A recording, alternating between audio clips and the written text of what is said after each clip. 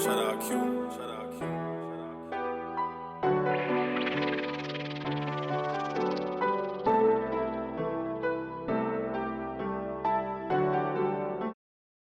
The Kirby on Sports podcast back with you. I'm Josh Kirby, continuing our coverage of Shenandoah University athletics.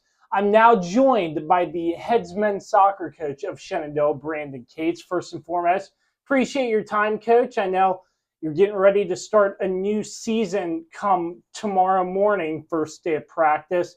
Just take me through the thoughts, the emotions going into your first day of practice coming up. Yeah, look, it's so exciting to be back. It felt so long that since we've kind of been out there again, and we have some high expectations for this year. And I really believe that, we can take another step forward and take this program to new heights. And there's a positive buzz around here, and having the guys back on campus, we're really excited to get going. So obviously last season, just take me through last season, what you really liked out of your squad, because it seemed like a very successful season. I'm not a huge soccer number cruncher, if you will, but just looking, it seemed like your team did pretty well. Just take me through what stood out to you about last season. The difference from year one to year two, look, I think we had a full buy-in. The expectations were set. Everything was a little more clear. And that's something that's only natural from a new head coach that starts late in the process. There's some learning curves, some growth that has to occur within the team, gain the respect, the trust throughout everyone. You fast forward to year two, and a lot of things started to click. The leadership had a clear understanding of what they wanted to get out of the year. We set some lofty, ambitious goals for us going into the season, and we were fortunate enough to meet a lot of them. We still didn't get to the pinnacle there, but we realize now what it takes, and we're just going to try to run things back here. And, the big difference, again, like I spoke about, was just having 36 guys last year all on the same page. Once the wins started to kind of pile up, we were able to gain more confidence, and I really feel like our program as a whole started to peak as the season went on, which is everything we preach about starting in preseason, which is what we're going to preach about again starting tomorrow. Yeah, so your players come in tomorrow as we're recording this. Sort of take me through how you prepare your guys at this level to get ready to start playing soccer, because I know the season is not that far away. Right. No, we're thrown to the fire right away. We show up tomorrow. We start practice. It's the 17th. First scrimmage the 22nd, second the 25th, and then we start on August 30th. It's all happening. We're 2 weeks away from our regular season opener, and we haven't even set foot together on the field as a unit. But the expectations are going to be set again. We're out there. We're looking for more. We experienced some success last year, and now that we have the taste of success and the urge and everything we want, we just want more of that. And we realize it starts tomorrow, and every day, look, you get 1% better. We always say, try to get a little bit better today. And if we continue that motto, we work hard, we come together as one. Fortunate we're bringing a lot of the same guys back, and we're going to acclimate our incoming guys who we're very excited about. We're going to hit the ground running, and we're going to hope to experience the same success and a little bit more than last year. So in terms of getting your guys back, there's so much you can do from what I've seen soccer, and correct me if I'm wrong here, is you can only do so much to give your guys that in-game feel. But when you have scrimmages coming up, just take me through what it's like preparing for a scrimmage, knowing it's another learning experience, another practice, but in a live game scenario against another team. Take me through sort of what that's like for you and the team. Oh, absolutely. Look, with us starting tomorrow, everything is about kind of reconnecting. I always say the first day and the first couple drills, everybody's got the adrenaline, the butterflies, and there's a little more mistakes happening than we're typically used to. But that, you work through, you reconnect, you start to gel already. You're trying things out. It's the time where we can experiment a little bit. We start to see some guys in some different spots. like I said before, acclimating our incoming players to what we already have here and the culture that we've established over these last 2 years.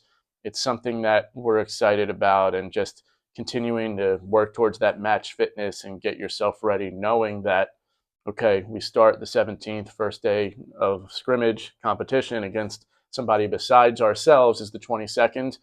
Each day we're implementing something new. Each day we're kind of refreshing ourselves as well, especially with the returning players and how many we have coming back.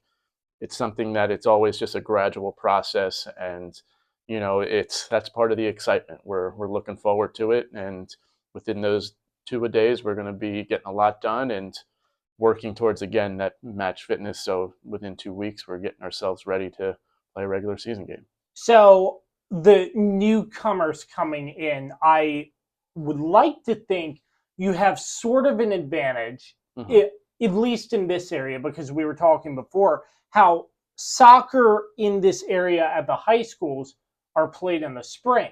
You start tomorrow. So sort of looking at that, sort of maybe an edge in recruiting. Just take me through what you can about what it's like going out and finding who might be the best fit to play for the Hornets. Oh, absolutely. Look, it's something that we're fortunate enough, again, to do. We get the high school season in the spring, so it's our non-traditional season. We're a little more flexible with getting out, at least in the state of Virginia, where high school is in the spring. We're looking for guys that are coachable, and this past year we're looking for pieces to really take us to that next level. It wasn't a big class by any means, with having about 30 guys come back. It's something that we feel like we were able to be a little more selective with our recruiting, and we look for coachable guys. Guys are going to take us to the next level, and obviously we look for long-term pieces that are going to be really good over the next 4 years.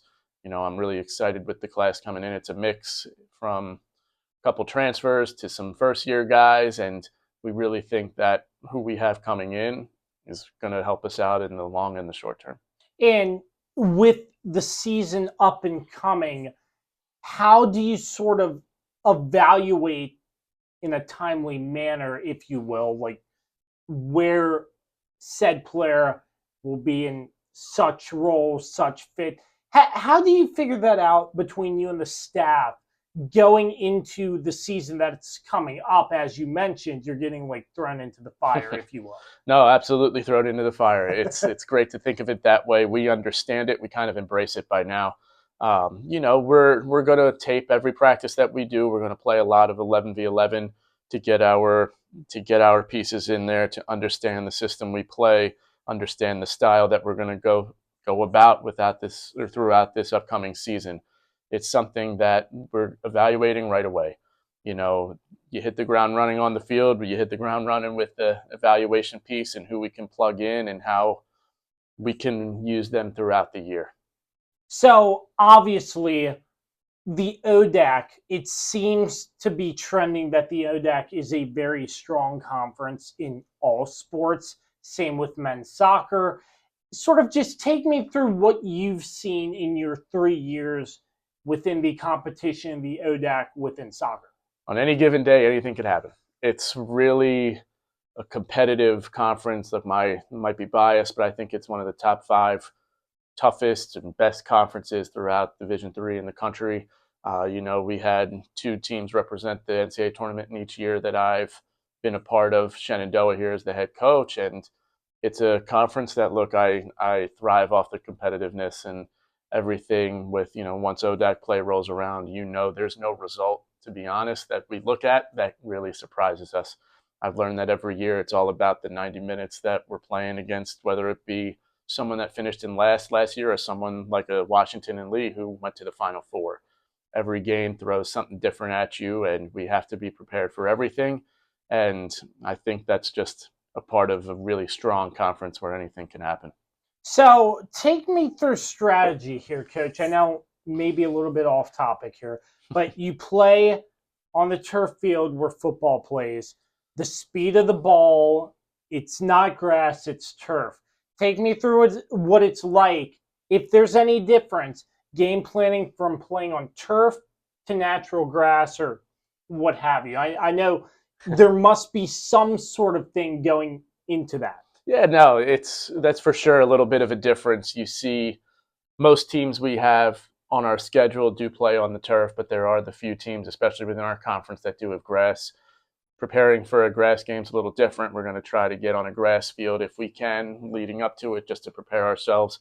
We do know that, look, when you're on the grass, it's going to be a little slower than the turf, and that's just a part of the fun. I think, our turf out there, it's great. We embraced our home field last year, and we really, as some of our guys said, turned Chantel into a fortress. We were 7-1-1 last year at home, and it's something that, we kind of want that same mentality now on the road, regardless of surface, strategy, team, and what opponent that we're playing against. So, yeah.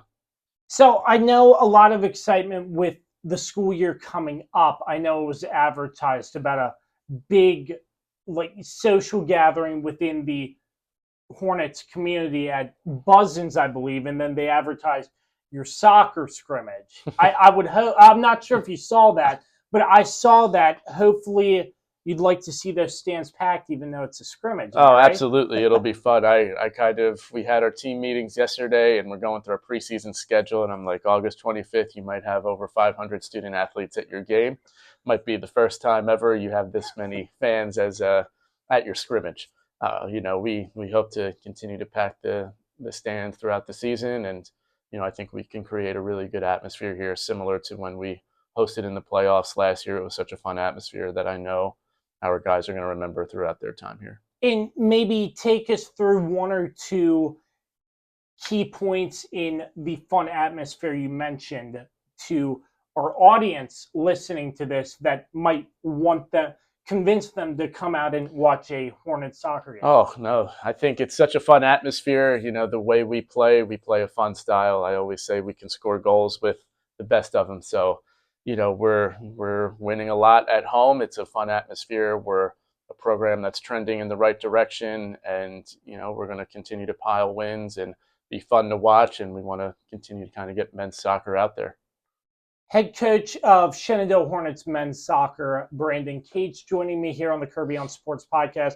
For more information on men's soccer, you can go into suhornets.com. Their schedule is posted. As mentioned before, the season is tomorrow. They start practice as we're recording this interview. And as you said, Coach, you're getting thrown into the fire. So really appreciate your time, Coach, and looking forward to connecting with you throughout the season, and best of luck to you. Thanks, Josh. I appreciate it. Appreciate you taking the time. This is great.